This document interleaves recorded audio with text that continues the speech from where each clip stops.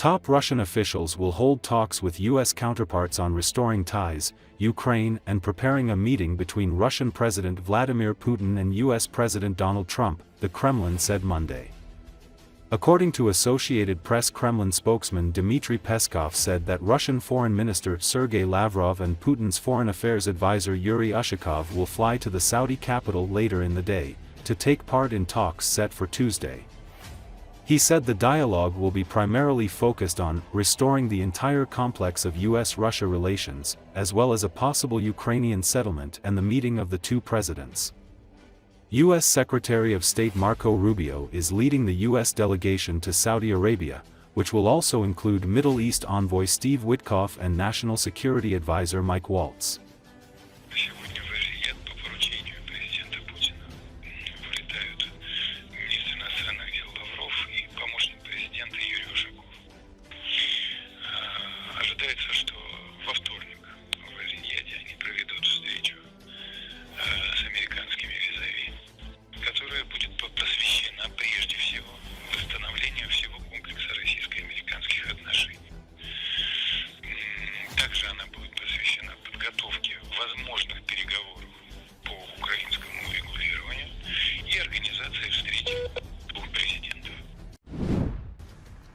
The American air defense system could provide cover for European peacekeepers if they are deployed in Ukraine.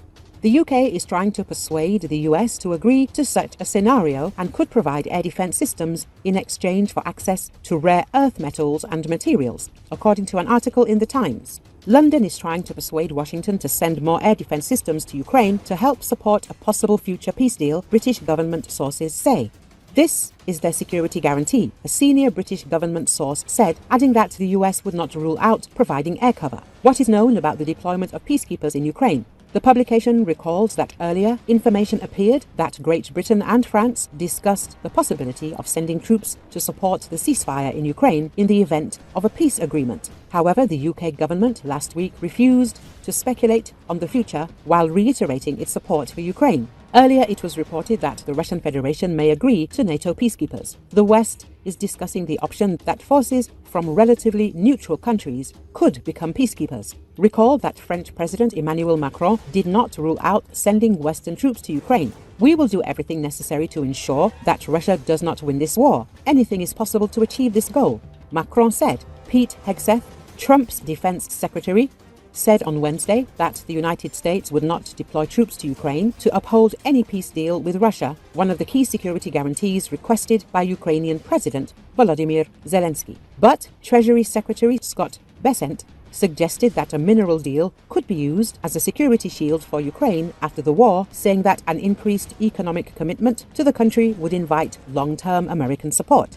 Donald Trump has suggested that Ukraine could begin to compensate the United States for aid sent over the last 3 years with like $500 billion worth of rare earth. The deal was originally floated by Ukrainian President Volodymyr Zelensky last year, but questions remain around what such a deal could look like and whether Kyiv could expect continued US support in return for its precious elements. Amid European panic over peace talks between Trump and Putin, allies hope Ukrainian minerals could go some way to buying leverage for Ukraine.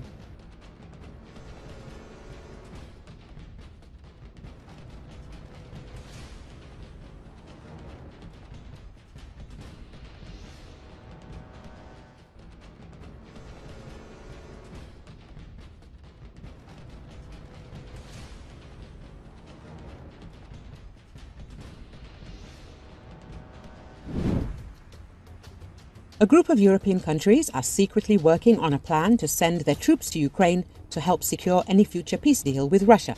The AP has learned that Britain and France are leading the plan, but there are no other details. The countries involved are reluctant to play their cards and give Russian dictator Putin an advantage if he agrees to negotiate an end to the war. The publication wrote, "I won't go into the specifics of the possibilities, but I agree that if there is to be peace, there has to be some security guarantees for Ukraine, and the UK will play its part in that.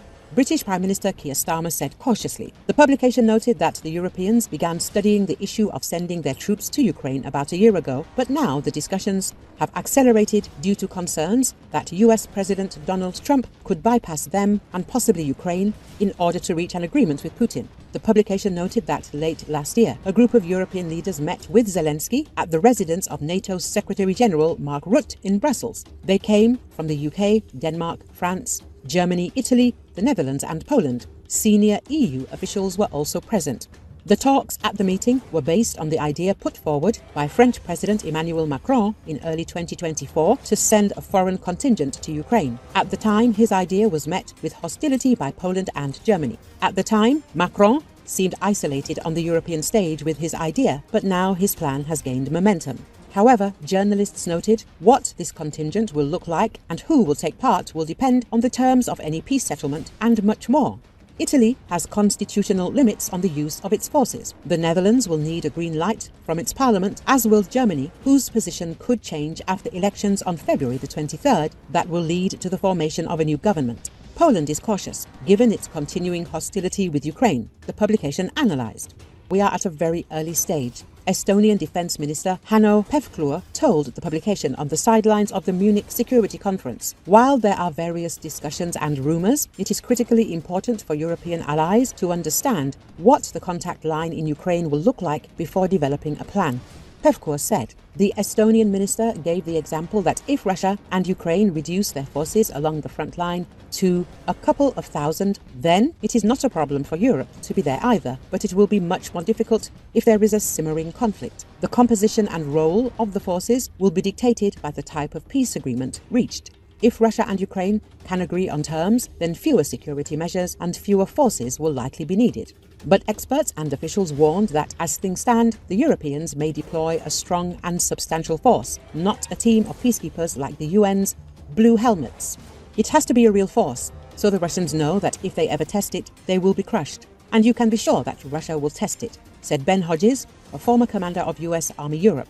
They are violating all the agreements. So if we send forces there, they have to have air power, large ground forces, drones, counter-drones, air defense, missile defense. All of that. If they go there with a bunch of blue helmets and rifles, they will be crushed, he said. Retired French General Dominique Trinquant, former head of France's military mission to the UN, agreed that UN peacekeepers are better suited to deploy in areas that are much more stable. To begin with, it would take about a year to carry out such an operation with soldiers drawn from all over the world, he said.